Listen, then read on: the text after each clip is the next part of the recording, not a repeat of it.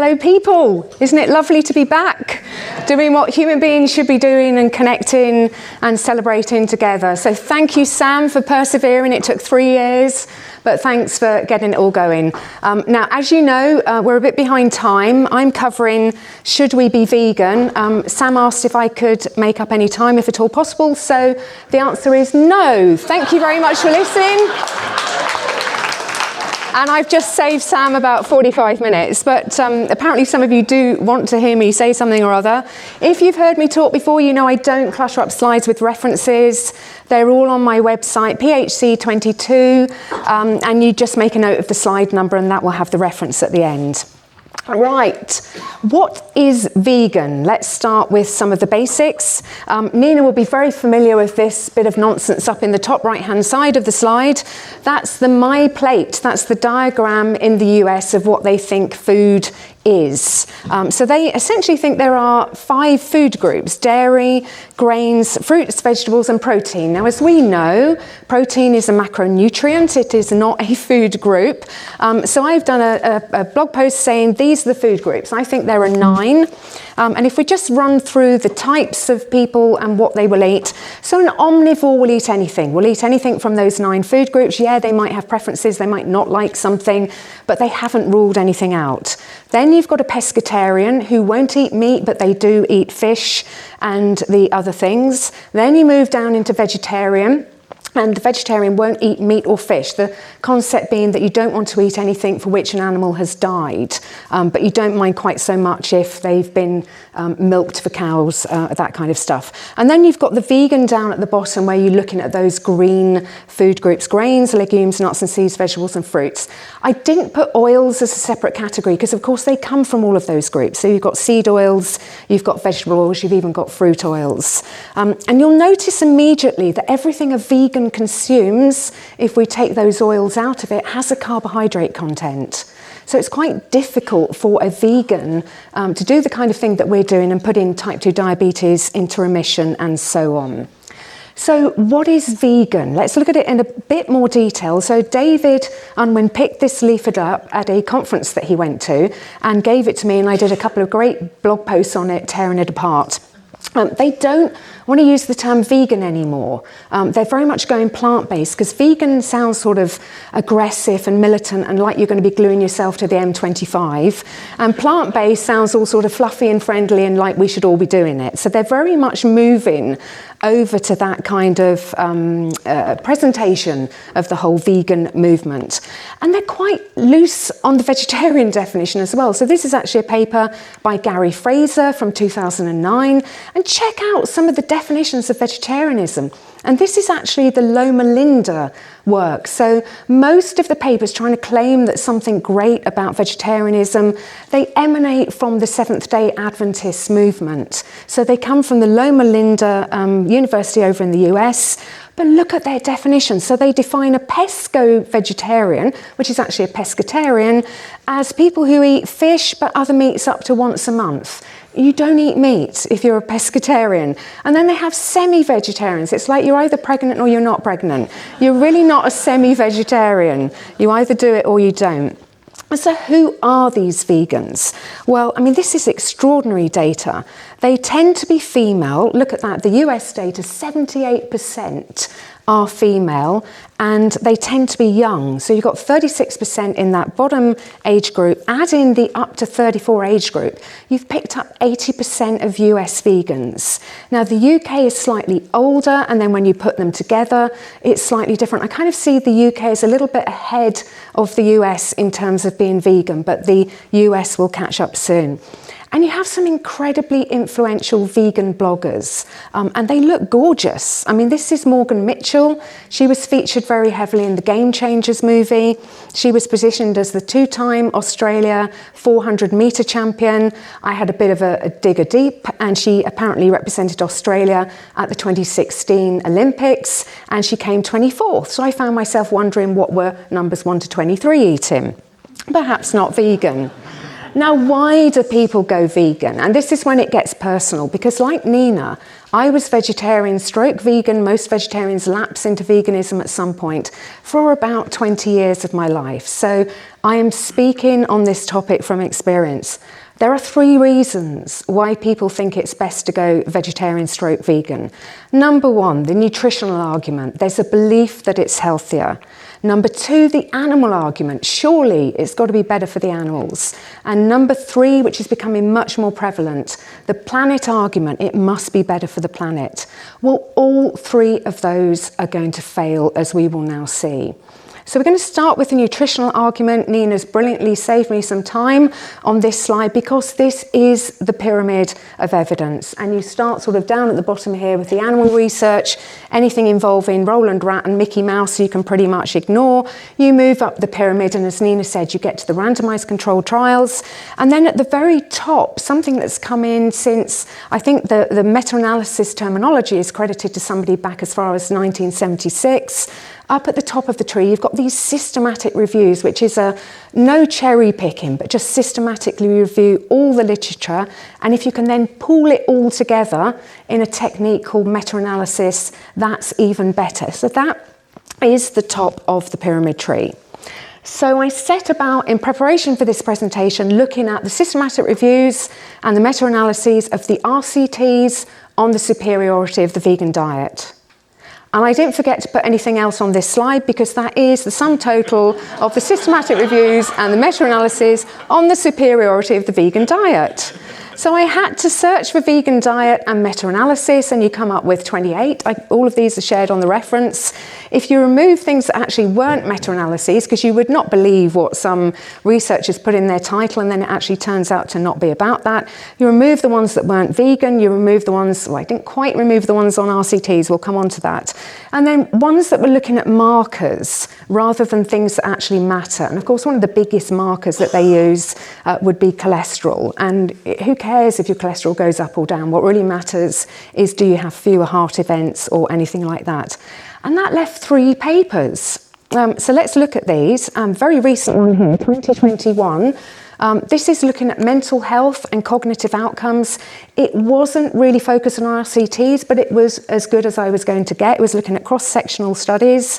And it found that vegan or vegetarian diets were related to a higher risk of depression, lower anxiety score. So a bit of swings and roundabouts, not exactly a ringing endorsement of the diet. We then move on to looking at bone mineral density, which is very, very important, looking at things like complete protein here and intakes of vitamin D and calcium. And again, this wasn't entirely RCTs. It had cross-sectional studies, but I think at this point I'd have accepted evidence from the Beano or something. I was really clutching at straws. This one really didn't go so well because compared with omnivores, vegetarians and vegans had lower bone mineral density at the femoral neck and lumbar spine regions. That's pretty serious. And they also had higher fracture rates. So we come to the final one. This was RCTs. Okay, so we're going to good territory here. We're looking at a review that included RCTs, at least 6 months, so long enough as well. And they were comparing low carb, vegetarian, vegan, low GI, high fiber, Mediterranean and high protein diets for the reversal of type 2 diabetes, or for their positive impacts on type 2 diabetes, which is our home turf. So we're really excited about this study, okay? Now look at the diets that did well. Low carb, low GI, Mediterranean and high protein diets all led to greater improvements in glycemic control. Spot the ones that are missing. I think you'll find it's the vegetarian, the vegan and the high fiber. And again, this stuff doesn't get out. So I did a lot of work on the Game Changers movie when it came out. I went over to present in the US for CrossFit. They were getting a lot of questions about it.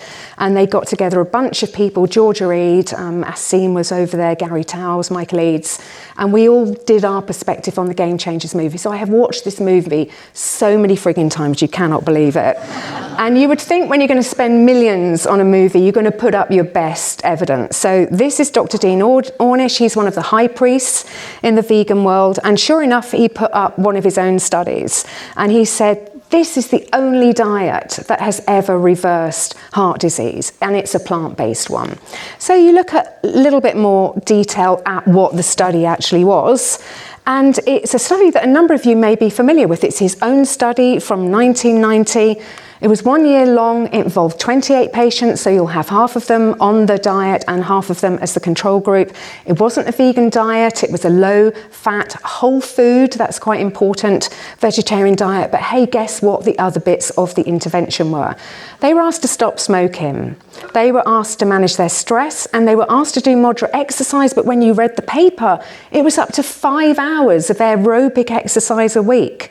And one marker of heart disease, which was the one that they were looking at, improved. So like, could it have been the smoking? Or could it have been the smoking? Or could it have been the smoking? Or maybe the stress, or maybe the exercise? But no, it's the low-fat diet, and the vegetarian diet, plant-based, whatever. But anyway, there was one experiment in the Game Changers movie that actually was, I hate to say it, it was really compelling. I mean, it really made you think there's something in this vegan diet. And it was called the penis experiment.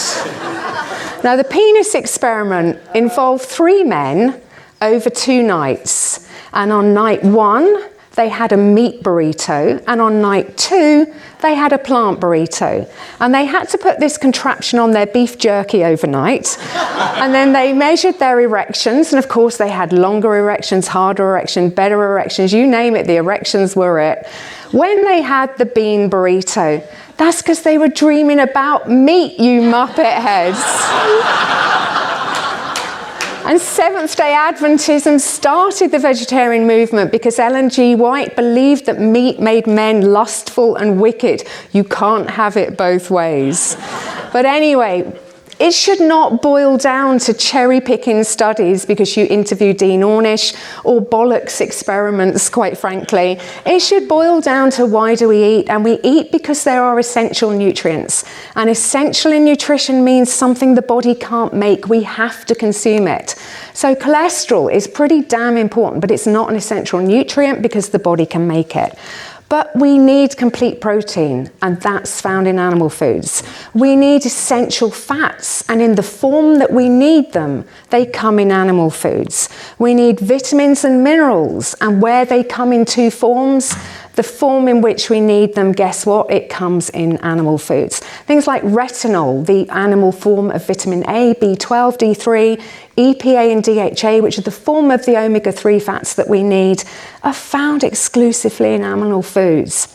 And heme iron, how often do they demonize heme iron, make it out to be a bad thing? The most absorbable form of iron is not a bad thing, just happens to be found in red meat and seafood, the stuff that they don't want us eating. So another high priest of the vegan world, this is Dr. Michael Greger. He wrote a book called How Not to Die with a Plant-Based Diet. So I had to start my blog on this one by saying, guys, I'm really sorry to be the one that tells you, but we're all going to die. Even if we have a plant-based diet, there is no magic formula. And he laid out his perfect diet as a daily dozen. And then even more helpfully, the Daily Mail did an article on it when the book came out. And you can see the middle bit there, the Daily Mail blocks out. They love these things. So those were the daily dozens, and you're looking at 3 portions of legumes, 2 of greens, so the number in the brackets is the portions that you're supposed to have of each of those things. So down the bottom right-hand side, you've got something that isn't food or drink. It's 90 minutes of exercise, and this is your daily recommended things. So 90 minutes of exercise daily, drinks. It's a whole food diet. And we have to look at where we are aligned with vegans as well as where we disagree. So much of that on that slide we would agree with. I actually put in red, including the exercise, things like berries, greens, nuts and seeds, herbs and spices, 5 drinks a day, which are only water, tea or coffee, not fizzy stuff and fruit juice. We're in harmony on all of that. The difference between the whole food plant-based diet and the whole food animal-based diet is in what's excluded, not what is included. And of course, they don't have the animal foods. So I fed all of that into a nutritional calculator that we've got on our website. And I put in standard products like apples and oranges and broccoli, nothing too fancy. And it turns out to be about 1,364 calories for the day, which is woefully deficient, even for a female. Now you could say, okay, you multiply it by 1.5 or you double it, but you can't change those macronutrient proportions. So you're looking at almost 70% of your diet in the form of carbohydrate. Fat barely 16%. And then I often point out in my blog posts, protein is remarkably constant in either an animal-based diet or a plant-based diet at somewhere around sort of 15 to 20%, and sure enough, it comes in at 17%. So another great example of that little factoid. But what the diet didn't deliver, because of what it excluded, was retinol, B12, D3, heme iron, DHA, EPA. We've just been through all of those. But it also didn't have enough of some quite key vitamins, B2, B3, B5, E and K2, and it was deficient in so many minerals, calcium, iron, potassium, selenium, sodium, zinc, and so on. And I joke with people, these things don't grow on trees. We have to eat them. They don't just automatically get into our body, and we're being recommended to have a diet that is that deficient. So the bottom line as we wrap up the nutritional argument is that a healthy diet provides the nutrients that we need. A healthy diet does not require supplementation. A vegan diet does require supplementation. De facto, a vegan diet is not healthy. And for me, that is the end of the nutritional debate. Interestingly, I never believed the nutritional argument, even before I studied nutrition and learned all of this. I thought I could be healthy enough and the animals would be better off. And I was wrong. I couldn't be healthy enough, and it's not great for the animals either. So we're moving into the animal argument now, and this is why I was vegetarian. I still don't like eating animals. When people say, oh, you just went back to eating everything because you like bacon, I don't like eating animals. But what do these animals have in common? Cows, pigs, sheep, and hens. They would not exist in a vegan world. And domestic cats would not exist in a vegan world. That's our darling Maxwell. You can see he's looking pretty indignant sat there. I think that's when I told him that a Scotch egg was a substantial meal, and he was having none of it. But he also doesn't exist in a vegan world because he's a carnivore. So at the moment, our pets are eating the byproducts of the meat industry. And I didn't get that as a vegetarian. People would say to me, oh, but what about the animals? You know, they wouldn't exist. And I could never get my head around the idea that fields would be empty. Farmers don't keep pets. You know, they would not exist. We have to have this imagery in our head. I'm going to come at it in another way. This is one of the best books I've ever read, The Vegetarian Myth by Lierre Keith. She presents the argument, she goes through them, and she starts off in the introduction, and she talks about how could I grow a lettuce for me, Lierre, to eat that doesn't involve killing another animal. And she went on and she went on, and I was kind of like, oh, come on, love, moving on now. You know, we're trying to get to chapter 2. And I didn't know why she spent so much time on it, but it is the heart of understanding the fallacy of this animal argument, because there is nothing that any of us can eat for which something hasn't died. And she made that point so well in the book. For her to be able to eat the lettuce, she had to stop the slug getting to it, which either means she has to kill it, and she couldn't bring herself to do that, or she's got to stop it eating it in some way. And I had a conversation with a really good friend of mine, brilliant biochemist, Isabella Cooper, in preparation for this presentation. And she said, there's a different number of animals that have to die for us to be able to eat on an annual basis. And I thought, I'd never thought about that. So the next slide is for David. Oh, no, sorry, not that one. David doesn't like those, does he? This one is for David. David is a whole cow kind of guy. So David and Jen will get hold of a whole cow and then feed the family on it over a long period of time. And Isabella said, if you do that kind of thing, you're going to kill far fewer animals. And to a vegan, there isn't really a hierarchy. You know, a snail is as valuable as a cow, is as valuable as a sheep or a hen or a termite or whatever. So I said, do you know that you could actually feed a whole family or feed somebody on one cow? And she said, well, no, but I bet you can. So I had a look at it, and you've got the references on this slide. A typical cow, 570 pounds of beef. Only taking that into account, you're at over 600,000 calories already. So you can feed a person easily for a year. You haven't got into the vitamins and minerals, but they would probably be there in all of that meat. We haven't taken into account the fat and the bone, which we can use for bone broth, and that's without even getting into the offal, which of course is the most nutritious bit. Compare that with a chicken. 3.3 pounds of edible meat, 3,200 calories. So if you want to start looking at the hierarchy of what we should be eating, you can eat 1 cow over the year, or you can eat 228 chickens. But of course, the vegan argument is I don't want to eat either. But there is nothing that they can eat for which nothing has died. This is plant agriculture.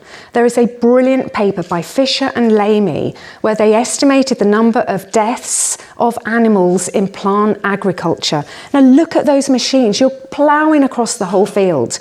The birds, the mice, the voles, the rabbits, God forbid the domestic cats that live next to croplands could not escape those combine harvesters or whatever large machines. They just could not. Their estimate was 7 billion animals, nice furry little fluffy things, are being hoovered up, and that's just harvested cropland, and it's just in the US, and it's in any one year. And contrast that with 40 million cattle that are killed in the US each year for the meat that we would then eat. We do have about 9 billion chickens in the US that are killed every year. So that's the kind of thing that we need to stop, and we're going to look at that in a second. And I'm going to show you some pictures from the Game Changers, and this was the kind of powerful imagery that they wanted to use. And I agree that this is wrong. You don't have to have been a vegetarian for 20 years. Everyone in this room should say, that is wrong. That's chickens in a coop. That is wrong. This upsets me. That is wrong. That's cows being ready to be milked in those concrete jungles. This is all wrong. And they make the argument, so Tim Lang puts it very well actually, that if you put the water into the grain and then you give the grain to the cattle, then they start saying, oh, look, it takes 2,400 litres of water to make one hamburger and it would only take less than that to eat the grain. Yeah, because look at what you assumed. You assumed that you were going to make the grain first and then feed that to the cows, and that's what you should not be doing. To lock animals up on concrete in sheds and take them away from the grasslands is the absolute lose-lose, because we need them out there on the grass. Because if we don't have those animals out there on the grass, their job, the job of ruminants, so that's your cows, your sheep, deer and so on, they have this incredible stomach system, 4 stomachs, where they're working in harmony with the land, and they're hoovering up all these microflora, these tiny microscopic little beings, and hosting them and then regurgitating them out. And that's how we rejuvenate topsoil. That is their role. In a vegan world where we don't have those ruminants, and this has started already, this is how we grow food. Upside down, in greenhouses, no soil necessary, and the hilarity that I find. The other thing you've got to do to those greenhouses, you've got to pump them full of CO2, because that's how you get the plants to grow. So we don't have the beauty of sequestering soil and all the rest of it. This is from Thanet Earth. They're proudly the biggest greenhouse organisation in the UK. That's what your landscape looks like in the vegan world, except there wouldn't be soil in the fields around because it's all run off down the road because you haven't had that nurturing of the soil by the ruminants. So can we agree that the animals in sheds is wrong, but it's also wrong not having them at all? Because this is what is right. This is Joel Salatin on Polyface Farm. He lectures around the world helping other farmers to understand this is not an or of you can go the sort of pesticide and high chemical route, or you can go the natural route. You can win on the production from your farmland, going the natural route, giving back to the land at the same time. And it's very much a 3-field system back to the British agricultural revolution of the 17th century. We got it right then. We've moved away from that for greed. So we would have one year the animals would be in the field, the next year the crops would be in the field, and the year after the field would be getting a rest. Because the animals are giving back to the soil and then the plants take from it. So in a vegan world, we only take from the soil and then it's gone. This is also right. That's where I live. So what's my local food? My local food is cows and sheep and the dairy that comes from them. If we panned left in that photograph, we can just about see the sea. So it's also fish, it's eggs from the chickens in the village, and it's some vegetables from the allotments around the village. It's not bean burritos from Mexico. It's not legumes from Morocco. It's not even strawberries in the winter or blueberries that come from Chile.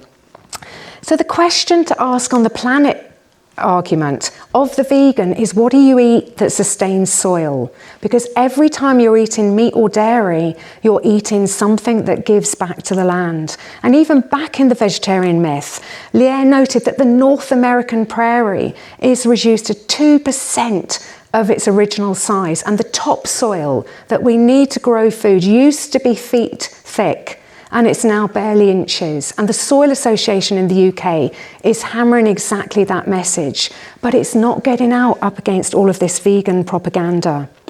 Now, that is so by far the most important planet argument. There is almost nothing else that counts. But I just briefly wanted to touch on the methane argument because it's the main argument being used at the moment. And they say, oh, but the cows fart. Well, actually, cows don't fart, they burp. Vegans fart, and actually vegans also produce methane. If you want to look at the reference for slide 38, you'll see the paper that shows that there's methane in the farts that come from vegans. So don't blame the cows for what the vegans did.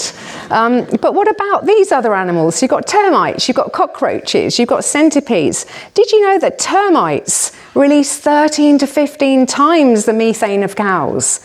Why is nobody running around saying, oh my God, what about the termites? And then even more hilarious, because I never really looked into this before, I just started looking into it for this presentation, you find out that they dismiss the methane that comes from the cockroaches and the termites and the centipedes, because they've declared it to be natural. So we've got good methane and bad methane. Where have I heard that before? And then how big a size problem is it? If the cows are burping and the vegans are farting, how big is it? And when you look at things in the parts per million, so CO2, we kind of, we want to be around 400 or something, and then at 400, you've got about 388 parts that they think are natural and about 12 parts that they think are down to all the super bad things that we're doing.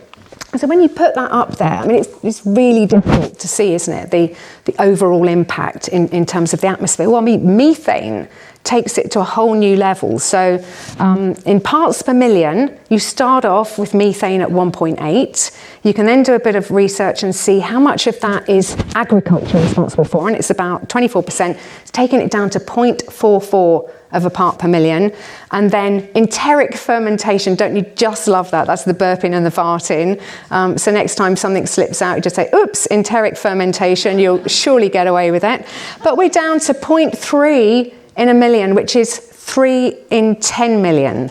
And I was trying to sort of get my head around this, and my husband said that's like 37 Wembley stadiums full of 90,000 people in each, and one person farts, and everyone else is supposed to be impacted by it. So I'm not really buying that. But it doesn't stop people like Prince Charles coming up with this kind of nonsense. And he wants the cows wearing something so that when they burp, I don't know, somehow it doesn't go up or whatever. And I didn't like that picture, so I said to Andy, can you fix it for me? And he said, yeah, I'll do my best. So that's the planet argument. So we're really getting close to the end. Sam, don't worry, I will definitely be making up time here. The nutritional argument. The vegans think it's healthier. The question to ask is, what supplements do you take? Because the minute you admit to taking supplements, you know that it's not more nutritious. The animal argument, it's not even what do you eat for which nothing has died. What do you think you eat for which nothing has died? Because there literally is nothing, not even a slug and lettuce. And then what do you eat that protects topsoil and rejuvenates the planet? Because for me, that's meat and dairy, but what is it for you guys?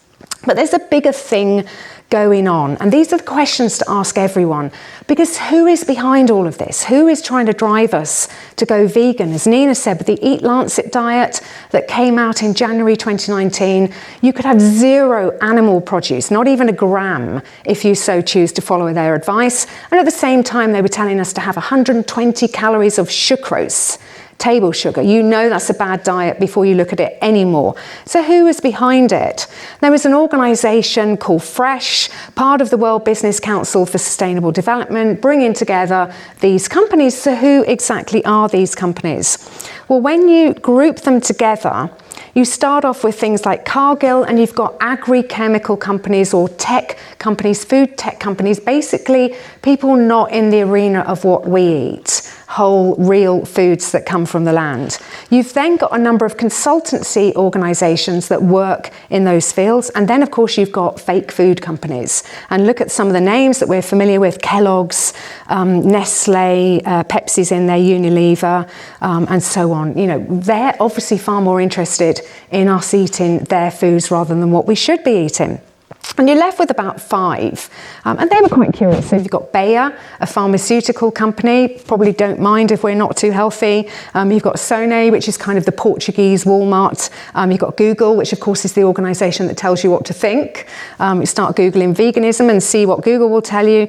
Protix is really interesting. It's the world's biggest insect company. So at the same time as wanting us to go vegan, you've probably heard they want us to start eating insects. So I'm not sure how that's going to rock with the vegans. And then you've got IKEA. And I couldn't actually work out why IKEA is on this list at all, because IKEA, after all, is Lego for grown-ups. So what's going on there? So in answer to the question, should we be vegan? It's an absolute resounding no. And if you only look at the organisations that are trying to turn us vegan, I truly believe that if you can get the world to go vegan and you can take away the topsoil and you can take away our natural ability to feed the planet, feeding the planet is then in the hands of organisations like Cargill and Nestle and Kellogg's and Monsanto, and the people who would benefit enormously if we could no longer have meat and dairy and eggs from chickens and so on. So for me, this whole vegan movement at the moment is far bigger than is it okay to eat a fluffy animal. It has taken us down an Armageddon path of the planet no longer being able to grow food, and our eating, our essence of life, being in the hands of organisations for whom it's commercial and nothing to do with health. So that was the slightly longer version of no. Thank you very much for listening.